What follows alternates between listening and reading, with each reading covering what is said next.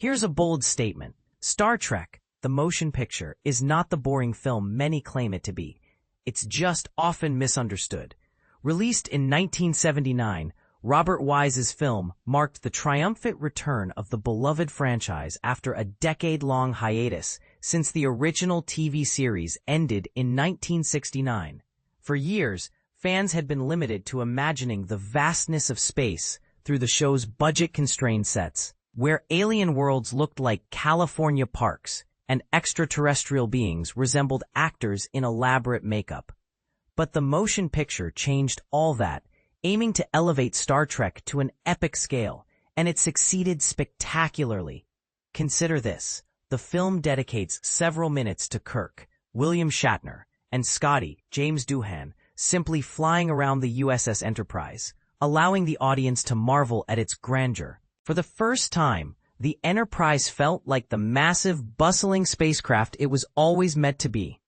Similarly, the extended Voyager sequences, where the ship navigates through a cloud spanning hundreds of millions of miles, showcased the franchise's new ambition.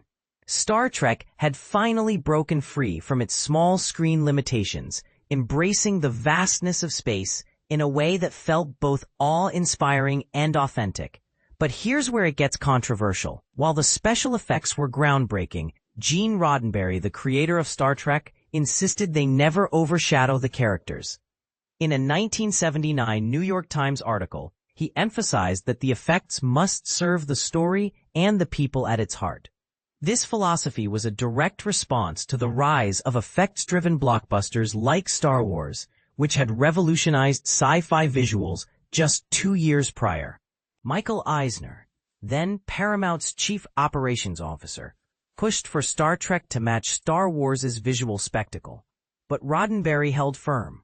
The characters, complex, human, and morally nuanced, would remain the focus. And this is the part most people miss. Roddenberry's vision wasn't just about resisting the trend of effects-first filmmaking. It was about enriching the world of Star Trek, as he explained. The effects in the motion picture were designed to add depth and texture to the utopian future of the 23rd century. The Enterprise wasn't just bigger and more sophisticated. It was a reflection of how humanity might operate a spaceship in the future. The effects were part of the story's dramatic integrity, not a distraction from it. This approach positioned the motion picture as a deliberate antidote to the high-octane, effects-driven blockbusters of the era. While Star Wars and Close Encounters of the Third Kind, Steven Spielberg's 1977 hit, were undeniably entertaining, they often prioritized spectacle over substance. Star Trek, by contrast, aimed to be sci-fi for grown-ups, where the characters' struggles and relationships took center stage. Even director Robert Wise, known for classics like The Day the Earth Stood Still and The Sound of Music, rewrote the script to deepen the characters and their emotional connections, criticizing Close Encounters for losing its way mid-story. Despite its ambition, the motion picture wasn't the box office juggernaut Paramount had hoped for, and it's often unfairly labeled as the boring one. But that's a misconception. This film is the brainiest, most thoughtful entry in the Trek franchise, focusing on Kirk's disillusionment and Spock's internal conflict over his humanity.